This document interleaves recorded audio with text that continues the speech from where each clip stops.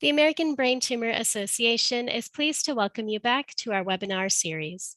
Our webinar topic today is Ways to Manage Financial Burden from a Brain Tumor Diagnosis.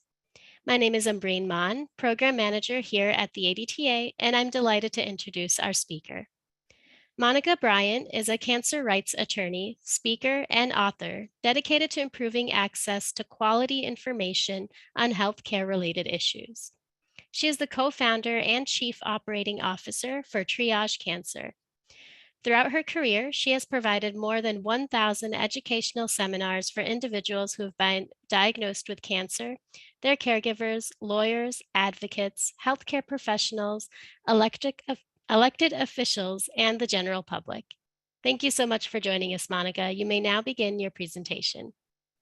Thank you so much. I am delighted to be here today to talk about really dealing with the financial impact of a brain tumor diagnosis.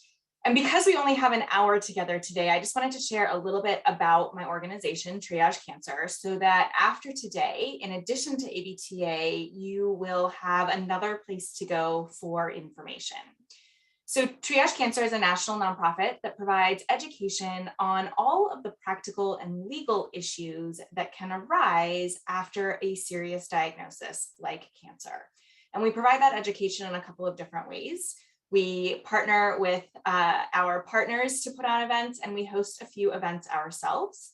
We also have a number of resources, quick guides, worksheets, animated videos, live events, recorded events. And because where you live can impact what you have access to, we also have state and local specific resources. All of the information and resources that we provide, we do so 100% free of charge. Now, I am going to ask for a little bit of grace from all of you today as I slip in and out of language. So I fully recognize that sometimes a serious medical diagnosis can also come with some labels: patient, caregiver, survivor, cancer, tumor, and all of those words have important meanings and implications, but they may not all resonate with you. And I fully respect that and acknowledge that. I do just want to mention that even if you haven't been diagnosed with cancer, all of the resources that we provide at Triage Cancer are going to apply to you. And certainly we have friends and family who don't even have a serious medical diagnosis that will often come to us looking for more information. So I just wanted to say that at the outfront so that we all are on the same page and that no one feels like our resources aren't for them. So with that as our foundation, let's get into it. Over the last several years, the term financial toxicity has become more and more commonplace, and it was really coined by researchers out of Duke in 2013. And when these researchers looked at the financial burden of a cancer diagnosis, they saw that the financial impact or toxicity can be as significant, if not more, than the physical toxicity many treatments caused. And what was particularly interesting about their research is they didn't just look at how that financial burden occurs in an acute way during active treatment, but really how it can have a long-term impact long after active treatment ends. So financial toxicity, again, buzz term over the last couple of years, but it is certainly not a new problem. We've been talking about this issue for decades. One of the reasons why financial toxicity is so challenging to address is that there are multiple contributing factors, and all, or at least most of them, have to be addressed in order to effectively reduce or maybe even avoid the financial burden that can happen after a diagnosis. So what are those factors? I believe the number one most significant factor that contributes to financial toxicity is health insurance status. Now, that could mean that someone doesn't have health insurance at all, but more often what it means is that someone doesn't have adequate health insurance, or they don't have the right health insurance policy for them, or they don't know how to effectively navigate the policy that they do have. Certainly, the employment changes that can occur after a serious medical diagnosis can impact somebody's finances. And then all of the things that happen during one's lifetime that impact finances, like relationship changes or moving or graduating. Those things continue to happen even after a serious diagnosis, and they just compound the issue. So really, we're going to talk about a few of these today, but know that we have more resources about particularly the employment piece on triagecancer.org. So given that I said that health insurance status is the number one most significant contributing factor, let's start there. One of the challenges with health insurance is that it is like learning a new language, but very few people are ever taught that language. Frankly, I think that there should be a class on health insurance and finances in high school, because really we all need to be able to understand how to navigate this, but most of us don't even start to do that until we have to because of that serious diagnosis. So I know anecdotally that this is a problem, but thankfully researchers have given me some actual proof. We know that about 4% of Americans can accurately define the four most common terms used in health insurance. 4%. So if 96% of Americans don't even understand the words that are being used, how can we possibly be expected to be savvy consumers of health insurance? So I'm going to give us some groundwork with some terms that are commonly used to make sure that we can become part of that 4%. And those terms are going to be the same regardless of where you get health insurance. So there are three main places we get health insurance in this country. So about 50% of Americans get their insurance through an employer. Then the next largest group of Americans get their insurance through the government, primarily through Medicare, Medicaid, and military plans. And then the smallest number of Americans go directly to an insurance company to purchase their health insurance. But again, regardless of where you get your insurance, there are some terms we need to understand. And these are terms related to the costs around health insurance. And the first is your monthly premium. This is an amount that you have to pay each month just to have health insurance. So you're going to pay this whether you go to the doctor or not. It's like having car insurance all year, but never getting into an accident. Then when you actually go and use your health insurance, like you go to the doctor, there may be some additional costs. And the first is your annual deductible. This is a fixed dollar amount. It's going to depend plan to plan, but it is always the amount that you have to pay out of pocket before your health insurance company starts chipping in. So you could have a $500 deductible, you could have a $5,000 deductible. But again, you have to meet that before your insurance company starts paying their share. Their share of the cost is referred to as cost share, also known as co-insurance. So those are two terms that mean the same thing. And this is a percentage. You're going to pay this percentage each time you get care after meeting your deductible. So if you have an 80-20 plan, once you've met your deductible, the insurance company pays 80% and you pay 20%. Many plans also have an additional payment called a co-payment. This is going to be another fixed dollar amount, and it's going to vary from plan to plan, and it could also vary from service to service. So for example, it's very common to have a $20 copayment to see your doctor, or a $35 copayment to go see a specialist, or a $250 copayment if you go to the ER. And you have to pay that each time you get care. One of the most valuable things for all of us to understand about our own health insurance policies is the out-of-pocket maximum.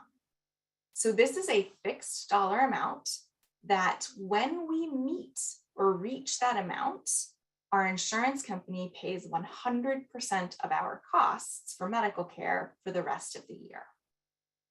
So how do we get to the out-of-pocket maximum? It does depend on what type of plan you have, but the most common example is first you pay that annual deductible, then you add up anything you pay towards co-payments, anything you pay towards co-insurance. So it's everything you're paying out of pocket except that monthly premium. Now, I realize it's a lot of information, so let me give you an example. Meet Dan. Dan has a plan with a $2,000 deductible. It's an 80-20 co-insurance and an $8,000 out-of-pocket maximum. Dan hasn't used any healthcare yet for the year, but he gets into an accident and now has a $102,000 hospital bill. So what does Dan have to pay? Well, the first thing we always have to pay is that annual deductible of $2,000. We subtract it from the bill, leaving $100,000 left. Because Dan has met his deductible, now the insurance company or the insurance policy kicks in at 80%, and he has to pay that 20%. 20% of $100,000 is $20,000. But how much does Dan have to pay of that $20,000? Thankfully, he has that out-of-pocket maximum, so he only has to pay another $6,000 to reach the $8,000 out-of-pocket maximum. And that's because he's already paid $2,000 in his deductible. So I'm not suggesting that $8,000 isn't a lot of money. Of course it is. But when we stop to look at what the alternative is without the out-of-pocket maximum, where he would be left with another $20,000 to pay, or certainly what the alternative is if he doesn't have insurance at all, which is $102,000, that $8,000 starts to feel a little bit more reasonable.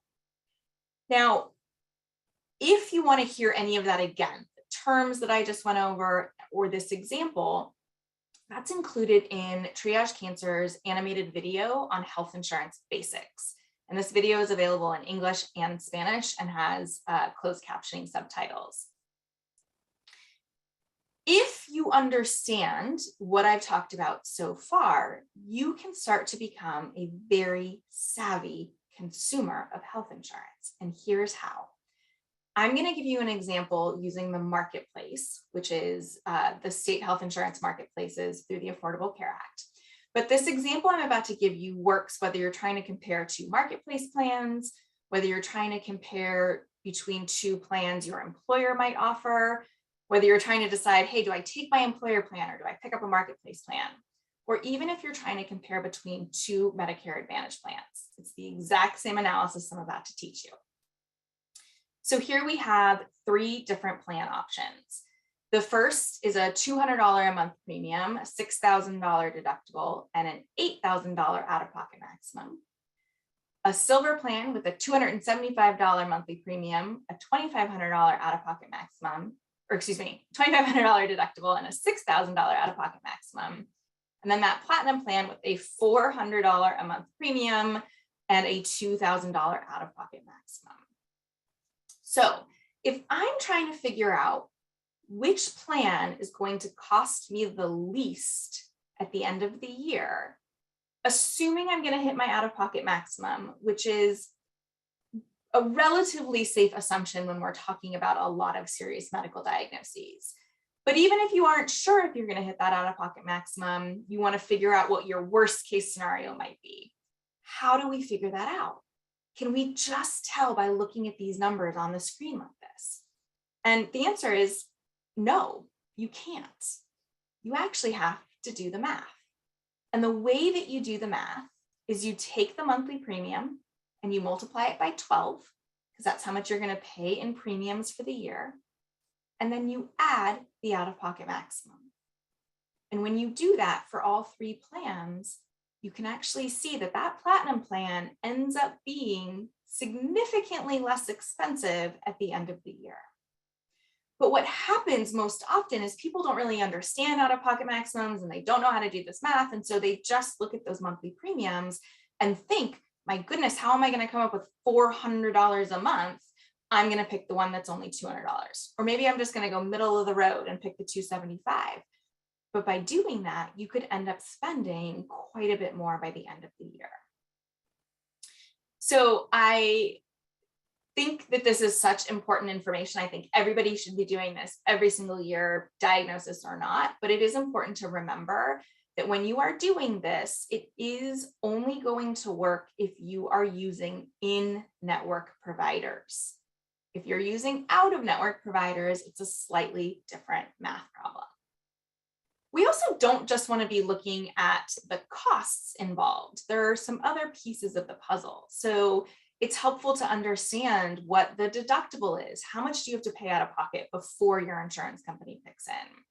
What is that network of providers and facilities? Because If you pick a plan that's going to be the least expensive, but it doesn't cover any of your providers, you're not actually picking the best plan for you. And then prescription drug coverage is another important component. So are any prescription drugs you're taking on the formulary? Do you need to go through extra hoops to get access to those drugs? Is there a separate out-of-pocket maximum for prescription drugs on that plan? That's all going to come into play. Now, depending on what type of insurance somebody has, the timing with respect to when you can make these decisions is going to be different. If you get your insurance through an employer, generally speaking, it's going to be up to the employer to decide when open enrollment is. Many employers do pick a fall open enrollment date to have then a calendar year start date. So that's going to be your opportunity to look at all the different options available to you, and then to do that math and to do that research into the providers and the formulary. If you qualify for Medicaid in your state, those applications are accepted year-round. So as soon as somebody is eligible, they can apply. Medicare has many different enrollment periods, but for the sake of today's purposes, there is an annual open enrollment period every single year between October 15th and December 7th. And this is an opportunity to switch your Part D plans, to switch your Medicare Advantage plans. If you're in an Advantage plan, you can go over to original Medicare. So that time frame is very important if you're on Medicare. And then if you get your insurance through the marketplace, there is an annual open enrollment period as well. We don't have the exact dates for 2023 yet, but it will be somewhere around the November 1st to January 15th timeframe. Stay tuned for more information about that. I will also say that a few states run their own marketplaces, like California, for example, and those states might have longer enrollment periods, and we'll have that information on triagecancer.org as soon as it's available. Marketplace plans and Medicare plans are calendar year plans.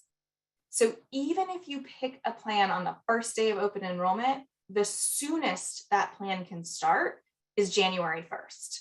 So it is valuable, particularly if you are transitioning maybe from employer into marketplace, or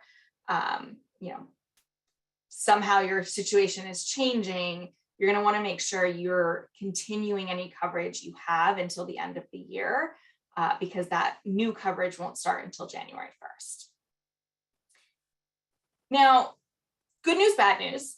Good news is, thanks to the Affordable Care Act, we have more health insurance options than we've ever had in the past. The potential bad news is picking a health insurance plan isn't a one-time chore.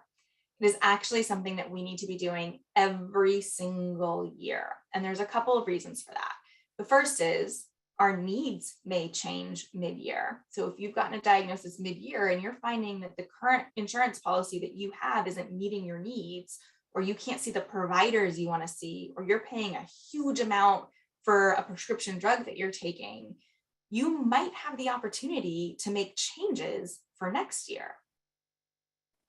It could also be that what is available to you changes. And this is particularly true if you get marketplace insurance or insurance through the marketplace, because insurance companies are putting new policies into the marketplace on every single year. And so even if you've looked in the past and thought, oh, it didn't meet my needs, it is valuable to check every single year as things change.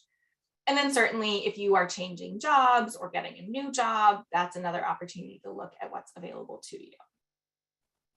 So I'd like to walk you through an exercise of how this actually works in the real life. And I'm going to give you a tool that you can use moving forward. So meet Eloise. Eloise is trying to figure out her health insurance options. She's offered insurance through her employer, but she's worried it costs too much. She's also found a plan on the marketplace that covers her prescription drugs and her providers. And she's trying to figure out, okay, which one's actually going to cost me the least, assuming she's going to hit her out-of-pocket maximum. Triage Cancer has created a health insurance comparison worksheet. And if you go to this link you will be able to download this worksheet and you can just print it off and actually fill it out for yourself. We have a version for employer and private insurance, which is the one you're looking at right now. We also have a similar version if you are trying to compare your Medicare options. So at the top of the worksheet, you have some space to actually put some information about the different plans. So what's the source of the insurance, marketplace, employer, is it an HMO or a PPO or something else? There are some reminders to check about, are the providers in the network, checking on prescription drugs. And then on the bottom half of the page, it allows you to actually put in the costs. So the first plan costs Eloise $344 a month in her premium. There's a $500 deductible. It's a 70-30 coinsurance. And the out-of-pocket maximum is $8,200. So that's the marketplace plan. The employer plan is $357 a month, so not very different. There's a $750 deductible. It's an 80-20 coinsurance and a $7,500 out-of-pocket maximum. But we also learn now that that plan through the employer has a separate out-of-pocket maximum for prescription drugs of $1,500. So the way that I'm filling this out is I'm looking at the plan. This is called the summary of benefits and coverage. It's like a blue and white checkered document. And I'm looking at the plan and I'm pulling that information in and I'm writing it into this worksheet. Then you can see next to the numbers, there's a very light letter, A, B, C, D, E. Those letters correspond to the actual math problems at the bottom of the sheet. And so I just bring the numbers from the top to the corresponding place on the bottom. Sorry, my animation didn't work very well, did it? Wow. Anyway, when I do the math for the first one, I use option 1 because it's a marketplace plan, which means that it has to include all of the deductibles in the out-of-pocket maximum. So the math for that one is monthly premium times 12 plus out-of-pocket maximum, which gives me a total of $12,328 for the entire year. With the employer plan, it does not include the deductible in their out-of-pocket maximum, and there is a separate out-of-pocket maximum for the prescription drugs. So I use math problem number 1, and when I do that, I find that option 2, the employer plan, is going to cost Eloise $14,034. And so now she can make an educated decision about which plan makes the most sense for her. Considering both plans covered all her providers and her prescription drugs, now we're really just looking at cost. And so that marketplace plan is in fact going to be about $2,000 less expensive. So again, this is just an example of how to use the worksheet, particularly if you're trying to compare health insurance from different sources. On triagecancer.org, we have a resources by topic section. And so when you go to that page, you'll see all of the different resources related to that topic. And if you go to our health insurance page, you'll see quick guides and animated videos, and of course, the worksheet that I just walked you through. Now, the reason that I start with health insurance when I'm talking about finances, again, is because by understanding that out-of-pocket maximum and how to pick a plan, we can in fact minimize the medical bills that come in. But just because we can minimize it doesn't mean that there won't be any. Of course, even if you have the best health insurance possible, there are still going to be medical bills. So what are some strategies to deal with those bills that come in? The first is about communication. Unfortunately, in this country, it is commonplace for us to receive care before ever having a conversation about what it's actually going to cost. And it's really strange. It's one of the only things in this country that we buy in this way. Imagine going into Home Depot and saying, I need a new refrigerator. Don't tell me how much that refrigerator is going to cost. Deliver it. And then about 3 weeks later, send me the bill for it in the mail, and I'm legally responsible for whatever it costs. That sounds ridiculous, right? But that is exactly how we consume healthcare in this country. And we think that needs to change. And so we definitely encourage people to talk with their providers about anticipated costs. Sure, the provider might not know exactly how much a course of treatment might cost, but it starts the conversation and it starts the ability to ask additional questions. So to double check that they are in fact in network, to see if prior authorizations are needed. If maybe they're an out-of-network provider, but you're choosing to see them, maybe they'll negotiate the in-network rate for you. The point really here is to just start the conversation. There are also some places where we can reduce costs if we understand our health insurance policy. And so that includes potentially finding independent lab work. So sometimes you're seeing a provider that's attached to a bigger facility and the provider is in network, but maybe the lab that's down the hall isn't in network. If you get sent to that lab down the hall, you could end up paying a huge amount of money. Whereas if you maybe go to the standalone lab down the street, it's going to be in network and it's going to be covered at 80%.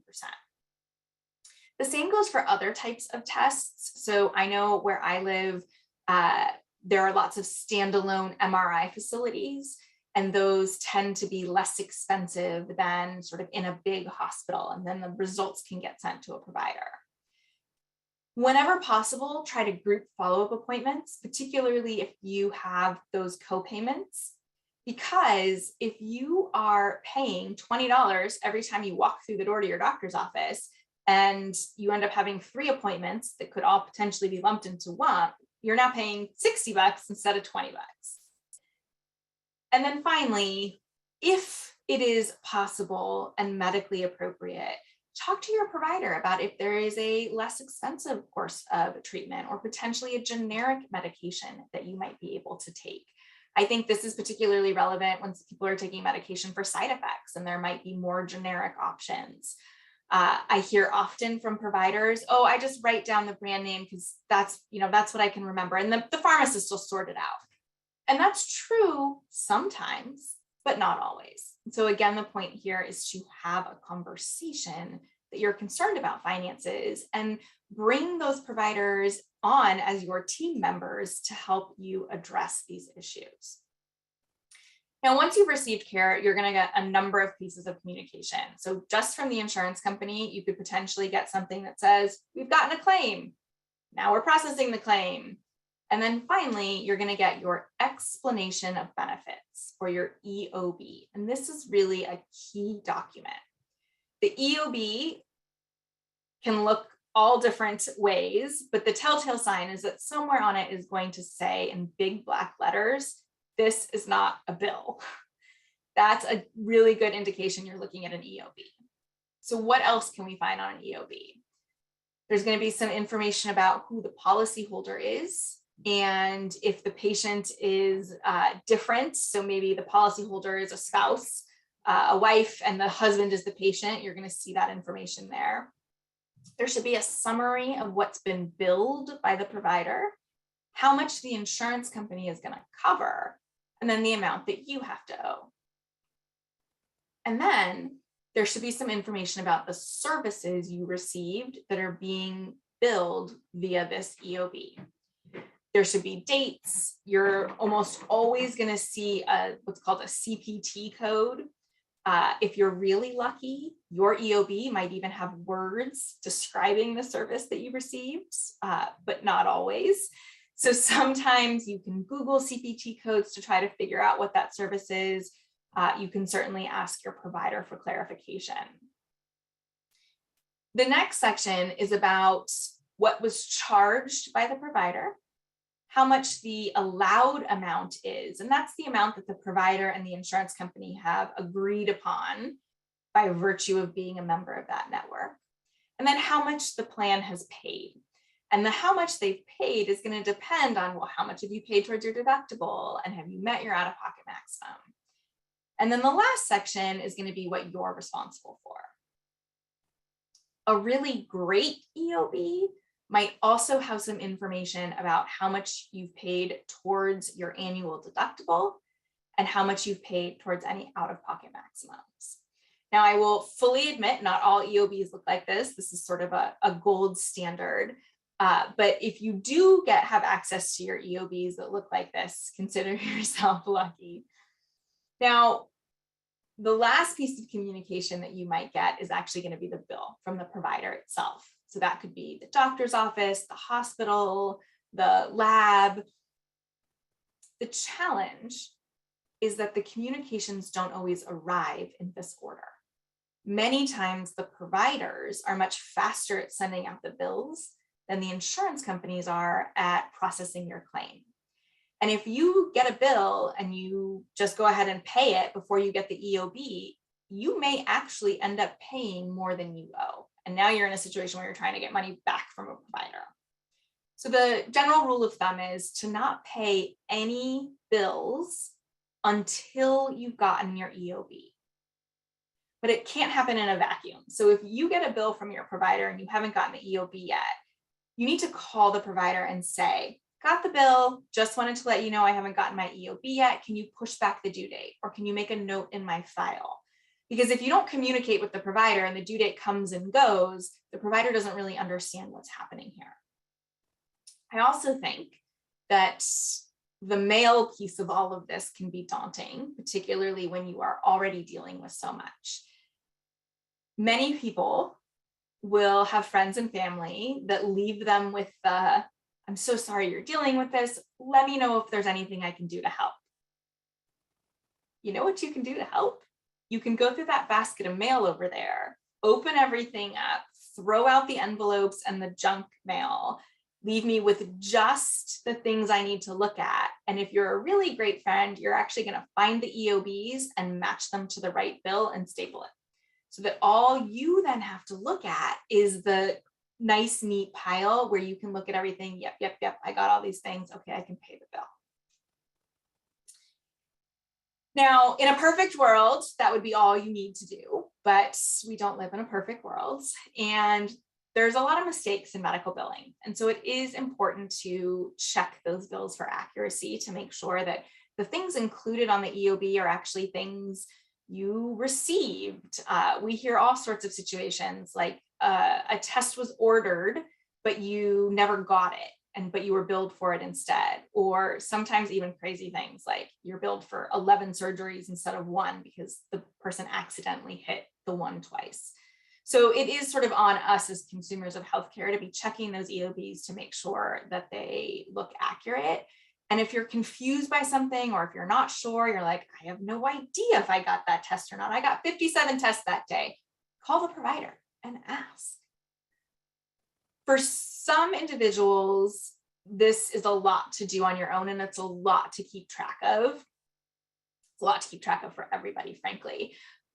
So at Triage Cancer, we created another tool that we think could be helpful, and that's our bill tracker worksheet. And so this is a Google Sheet or Excel document that you can download from our website and use this sheet to actually track all of your medical expenses. And you can see there's different columns here. The very top part of the document, this is just an enlarged version of it, allows you to put in information about your specific plan. So you're going to include information about how much your annual deductible is, how much your out-of-pocket maximum is. And then as you start adding in bills on the bottom parts, the amount of your total remaining to deduct to meet your deductible starts going down. So as you pay your bills, this automatically updates so you know how much you have to pay to meet your deductible and how much left you have to pay to meet your out-of-pocket maximum. There are also places, at the bottom where you can keep track of, well, how did you pay for that? Did it come out of your bank account? Did you put it on your credit card?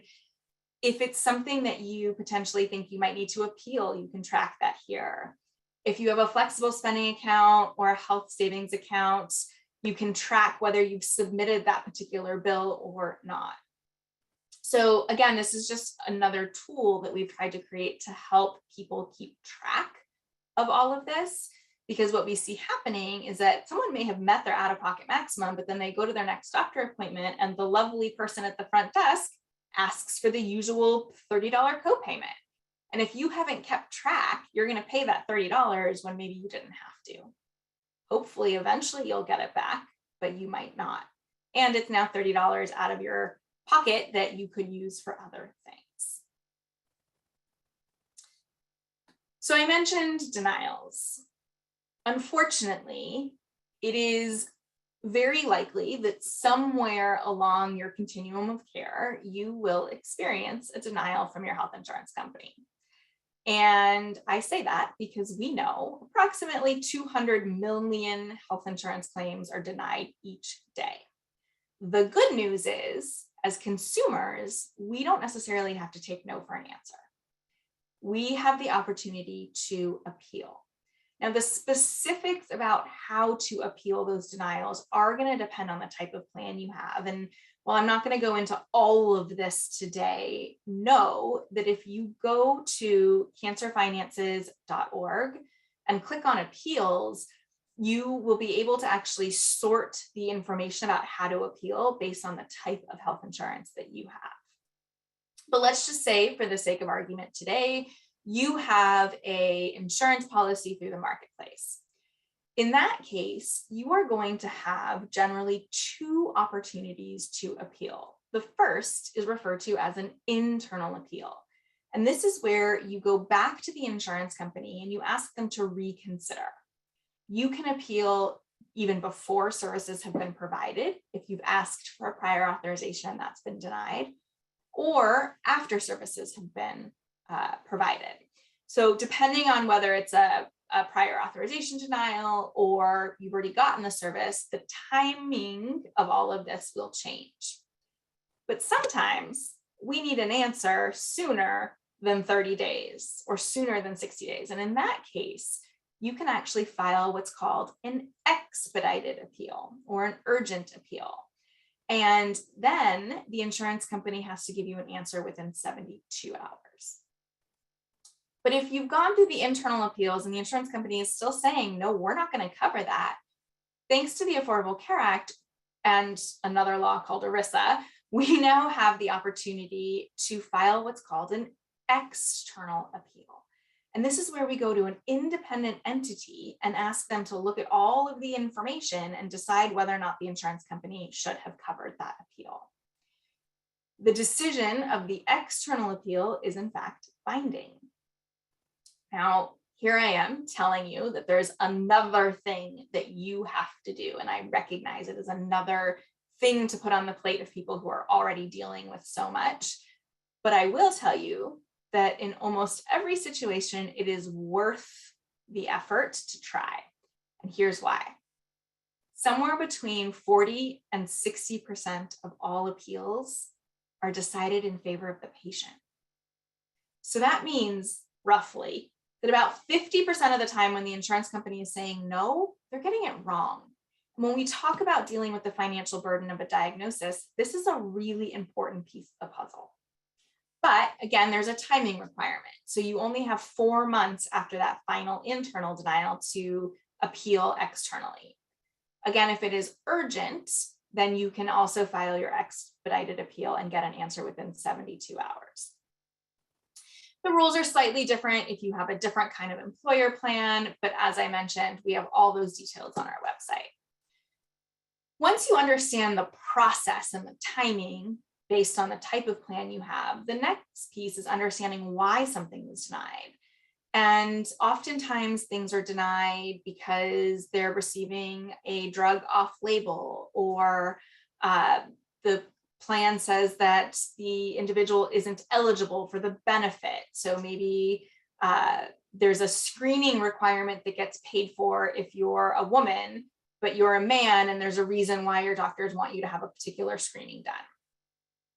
So understanding why something was denied is key to getting it appealed successfully, because you have to gather evidence of medical necessity, and understanding why it was denied helps you figure out what evidence speaks to that reason. So what helps prove medical necessity It could be a letter of support from your provider. It could be results from tests. It could be medical journals that have recently been published. Certainly, it could be medical records of yours. So gathering all of this information and working with your healthcare team is, again, a key component to a successful appeal.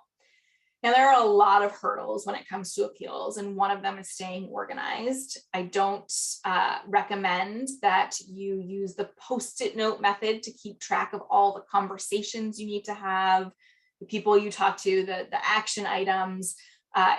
It just isn't an effective way of keeping this all neat and organized.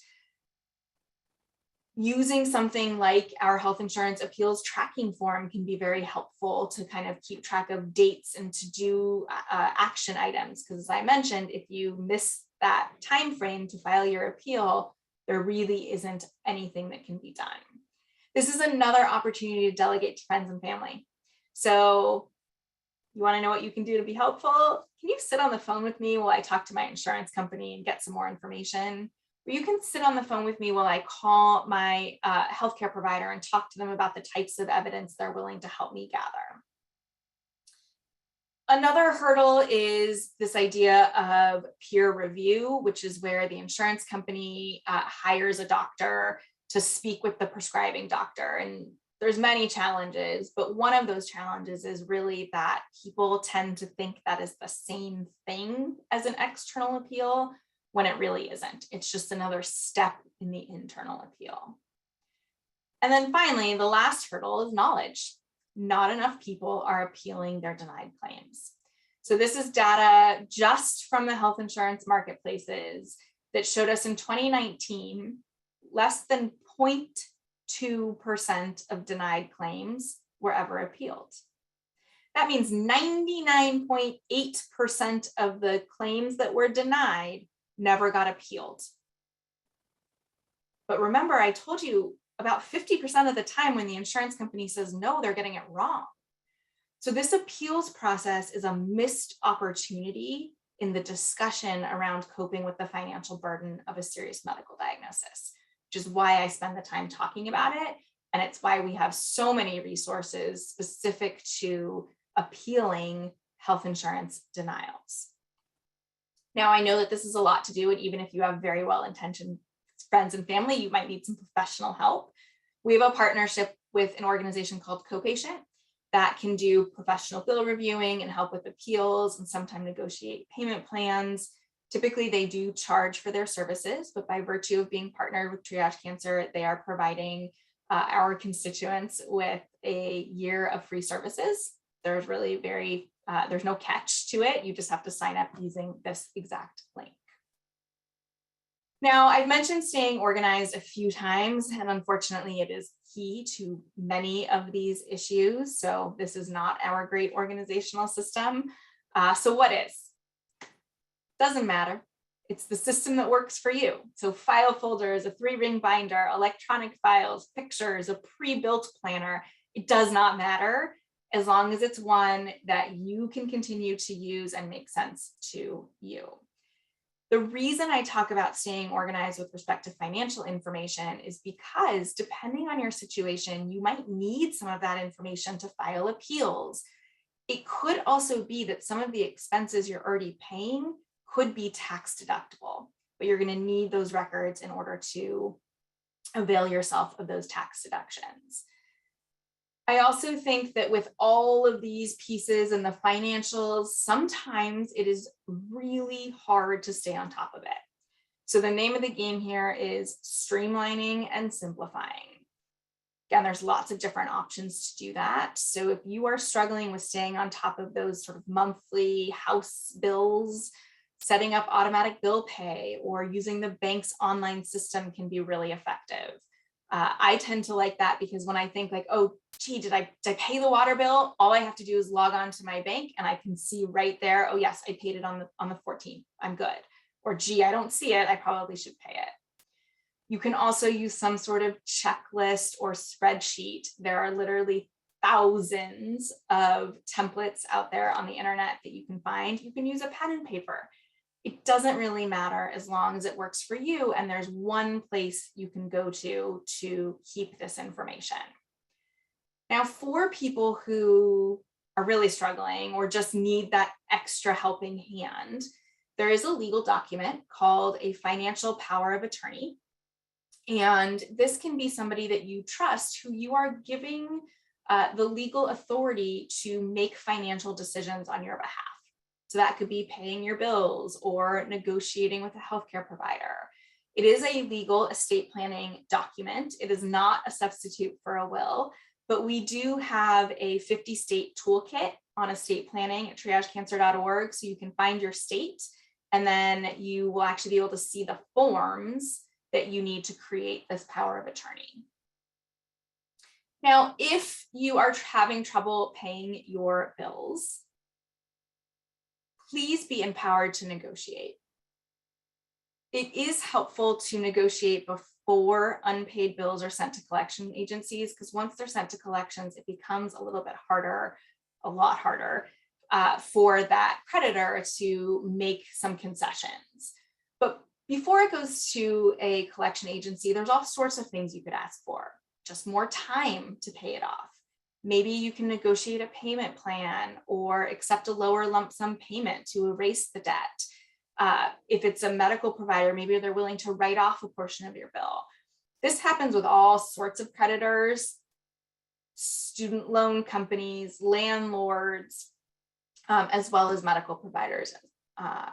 Now, one piece of good information or good news is that earlier this year, the three major credit bureaus, Equifax, Experian, and TransUnion, announced that starting this summer, they are going to treat medical debt differently with respect to your credit reporting.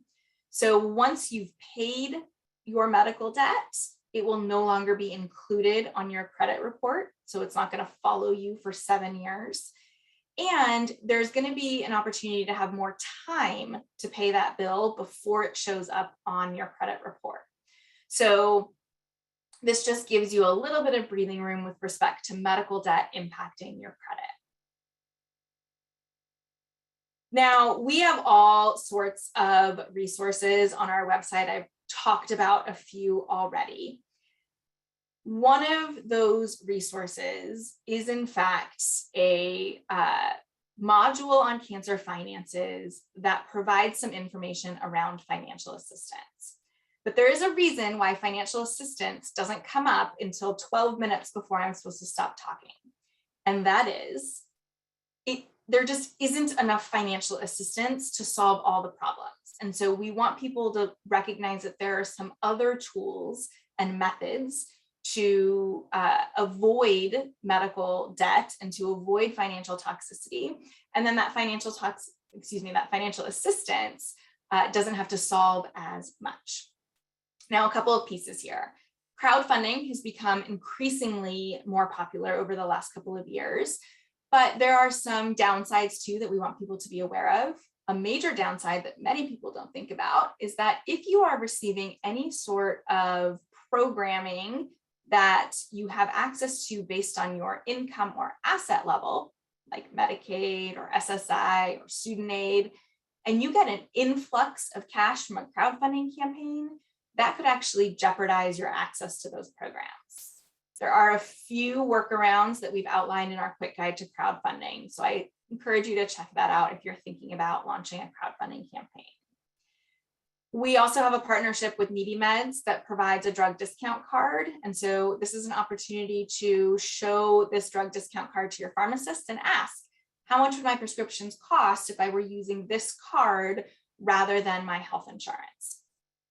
It may not be a program that you have access to, but it starts that conversation with the pharmacist. There may be other programs they know of.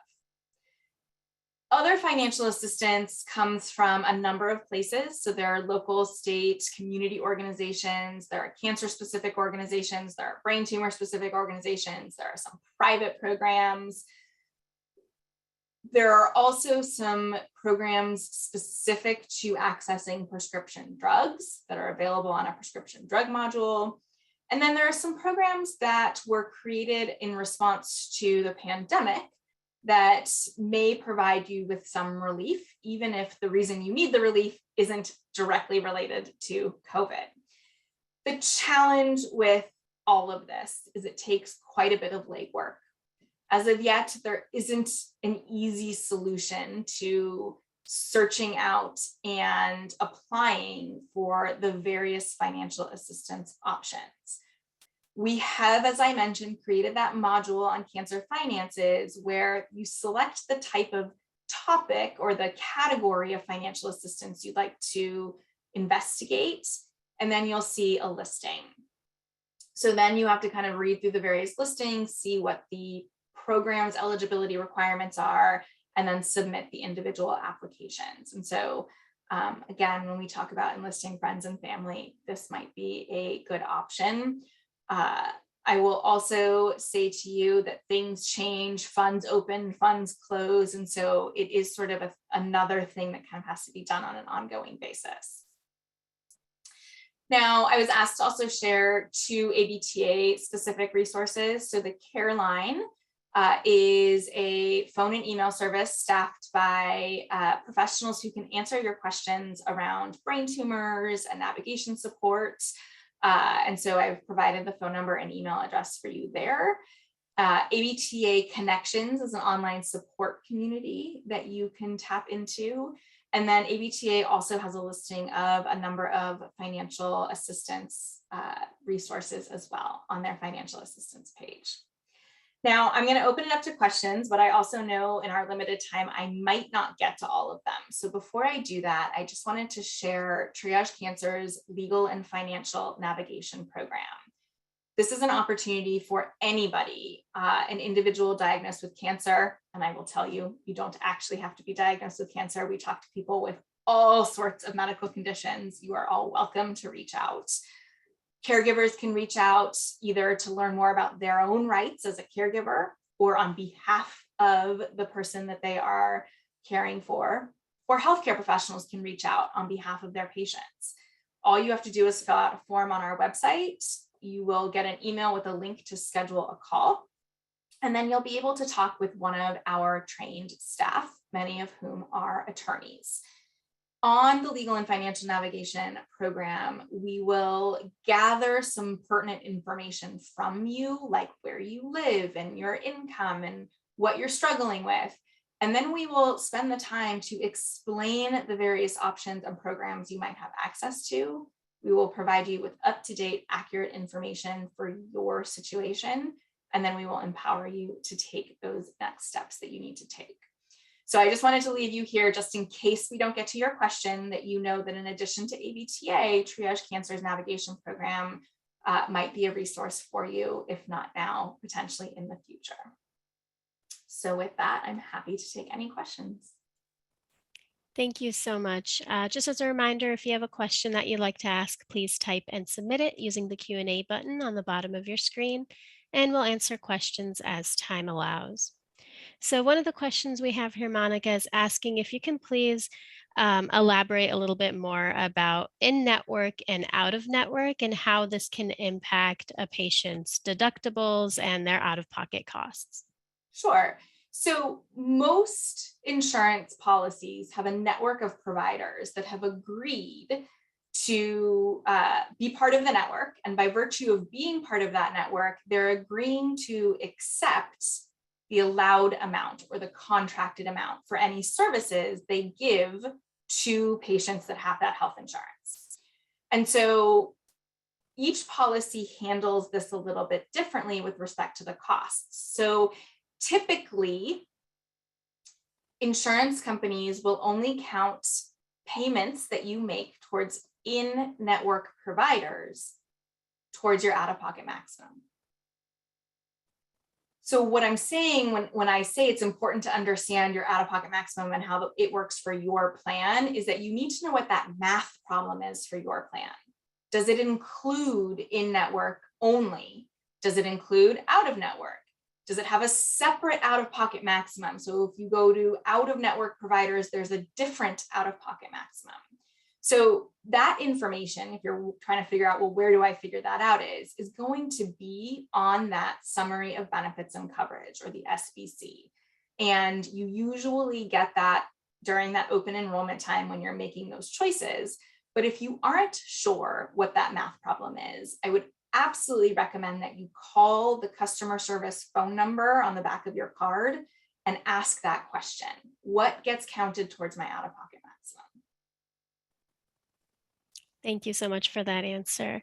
Another question we have, I know we didn't go too much in detail on disability insurance, but we had a few questions about when are you able to apply for disability? For some patients now, it's been a few years since their initial diagnosis, but they're still having those long-term effects that are impacting their ability to work. Are they still eligible to apply for disability? So it really depends on what type of disability insurance we're talking about. So there are multiple sources for disability insurance. There's private, there's state, and there's 2 federal long-term programs. If you're talking about the 2 federal long-term programs, it is still possible for you to apply. We have so many resources on disability insurance. I'm not going to do it justice in the time we have today.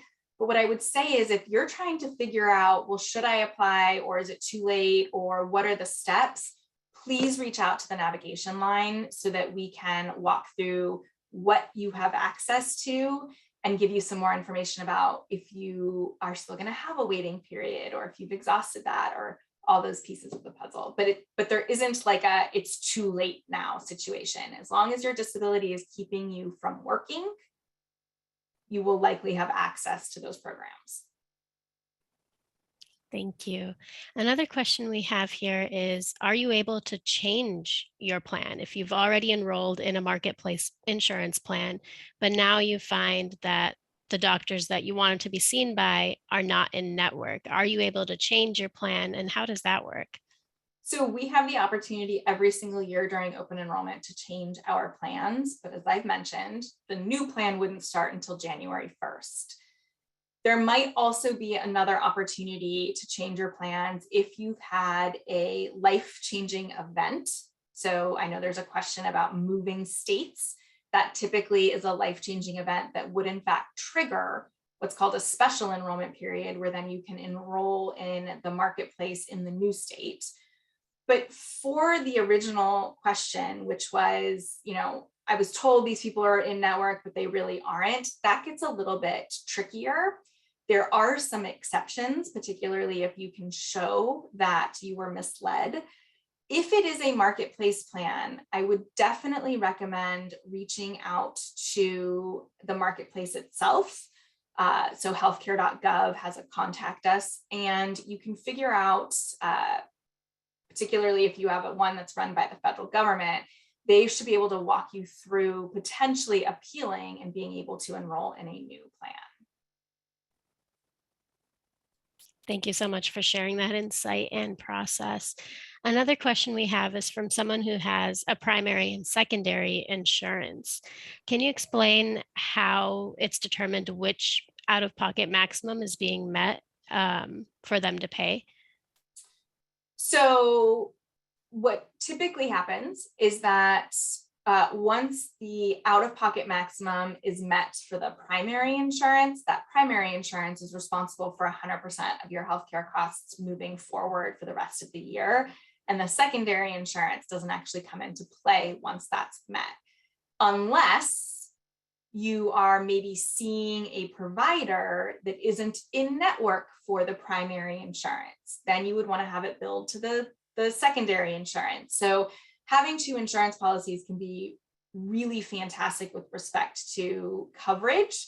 It can also add some administrative headaches, but I would also just suggest that you double check which one is you consider to be primary and make sure that they also think that they are your primary.